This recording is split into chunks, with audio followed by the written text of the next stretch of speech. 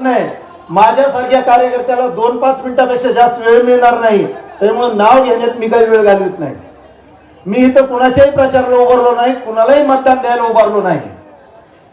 मी एवढंच सांगायला उभारलेलो आहे की जी माझ्या कळमचा मी त्याचा.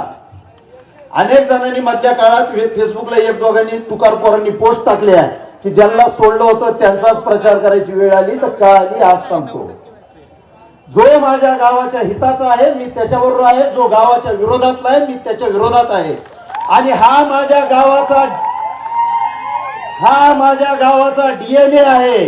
आजपासून 30 वर्ष आधी कळंब मधल्या तांदुळवाडी रोडचा एक माणूस पंजाच्या चिन्हावर आमदार झाला. लोकांनी निवडून दिलं राखीव मतदारसंघातनं, पण 5 वर्षात त्यांना आपलं मूळ गाव ज्या तालुक्यात आहे तिथं डिव्हिजन पाठविलं आणि पुन्हा निवडणुकीला उभारला.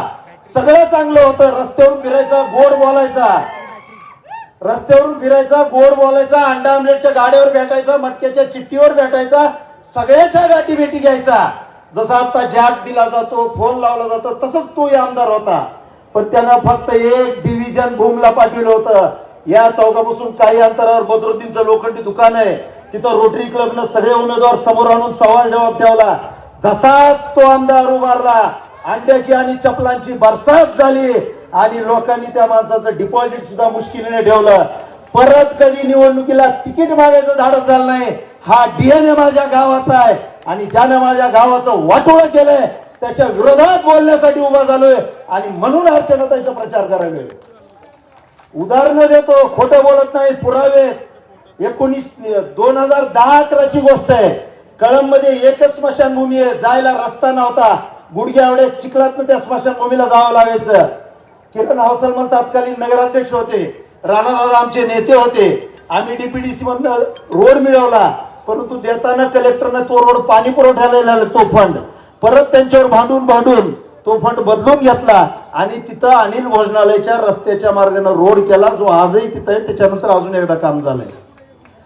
तो रोड जसाच केला त्यावेळेसचे सन्माननीय आमदार जे आता खासदार आहेत आणि उमेदवार आहेत ह्यांनी एलएक्यू केला की जिथं आधीच रोड होता तिथं रोड केला. म्हणले आता काय डोकं फोडून घ्यायचं का?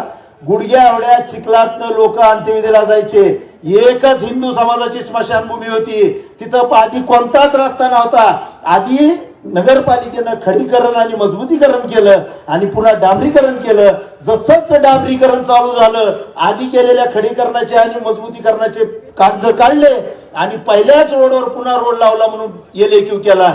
काही नाही, गुत्तेदाराला जरा खर्च सोसावा लागला, विषय मिटला. एकदा चूक केली का? एकदा केली चूक समजू.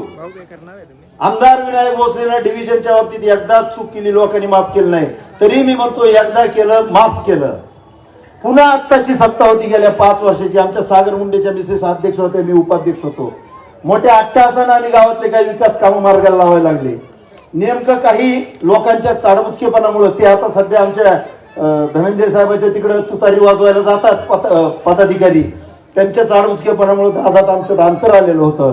परंतु सुरेशदाजी बिराजदार आमचे जिल्हाध्यक्ष होते आणि आम्ही त्यांच्याकडे पाठपुरावा करून डीपीडीसी मधला फंड, हा जो बागवानी चौकापासून मनमथ स्वामी चौकापर्यंतचा रस्ता आहे तिथं रोड करण्यासाठी अर्धा रोड झालेला आहे. गावातली 3 जिल्ह्यातली सगळ्यात मोठी बाजारपेठ, अर्धा रस्ता झालाय आणि अर्ध्या रस्त्यात गाड्या स्लिप होऊन पडतात. तिथं रोड करायला आम्ही घेतला की आमदार खासदार कलेक्टर दिवेगावकर, काय ना दिवेगावकरच का सागर, त्यांच्याकडे जाऊन बसले आणि त्यांना म्हणले ही रोड रद्द करा. काही कारण नाही, फक्त रोड रद्द ह्याच्यामुळे करायचं की ह्यांच्या सत्तेत रोड झाला तर लोकमत ह्यांच्याकडे जाईल आणि मग आपलं कसं होईल. आणि मग कलेक्टर साहेबांना आमच्या अध्यक्षाला फोन लावला, या अध्यक्ष गेले नाहीत. मग आमच्या जिल्हाध्यक्षानं सुरेशदाजीनं फोन लावला, राष्ट्रवादी का सोडली लकडे सर तुम्हाला ते मी सांगतो. जिल्हाध्यक्षानं सागरला फोन लावला की नवरा बायको उस्मानाबादला येताना संजयला आणू नका, कारण त्यांना माहित होतं संजय रोड बदलत नाही, तयार होत नाही. ही दोघं गेल्यावर सुरेशदाजी त्यांना घेऊन कलेक्टरकडे गेले आणि कलेक्टरकडे गेल्यावर म्हणले आमदार खासदाराचं ऐकावं लागतंय, आपली आघाडी आहे आणि तेवढा रोड कॅन्सल करा. सागर मुंडे त्यांच्या मिसेस नाही म्हणून ठामपणे आले आणि त्यांनी आल्यावर सुरेशदाजी सांगितलं की आमदार खासदाराचा का तास आहे. ती म्हणली मला बी कळत नाही, पण आपली आघाडी आहे, आमदार खासदार ऐकावं लागतंय. गुन्हा 2, गुन्हा 3, ढोकी रोडला 2 वर्ष आधी तुम्ही कुणीही आला गेला असताल ढोकी रोडचं शिवाजी महाराजांच्या मागच्या बाजूला उजव्या बाजूला रोडचं काम झालेलं होतं आणि डाव्या बाजूला गायी सुद्धा स्लीप होऊन पडत्यात तसा रोडची परिस्थिती होती. रोड मध्ये एवढं अंतर होतं, फक्त काळ दिलं तर आजमेरा नावाच्या गुत्तेदारावर काही खलबत करायचं होतं. जसंच आजमेराने यांना संतुष्ट केलं 1.5-2 वर्षानं की तो रोड करायला परवानगी दिली. वारंवार ह्या करणाऱ्या माणसाचा चौथा गुन्हा सांगतो आणि मग थांबायचा प्रयत्न करतो. चौथा गुन्हा आहे की कळंबची स्मशानभूमी पार सुन्न झाली होती. ज्याला मसनवाट म्हणावं ती सुद्धा परिस्थिती राहिली नव्हती. माणसं जाण्यासाठी योग्य परिस्थिती राहिली नव्हती. माझ्या हट्टामुळे आमच्या सगळ्या बॉडीनं खरं बघायला गेलं तर नगरसेवकाला रोड रस्ता नाली बारकं निघालं, 10-5 लाख रुपयाचे काम निघाले तर कार्यकर्त्याला देता येते. परंतु माझ्या हट्टासमोर आमच्या अध्यक्षांना आमच्या सगळ्या सहकार्यानं 3च काम हातात घेतले.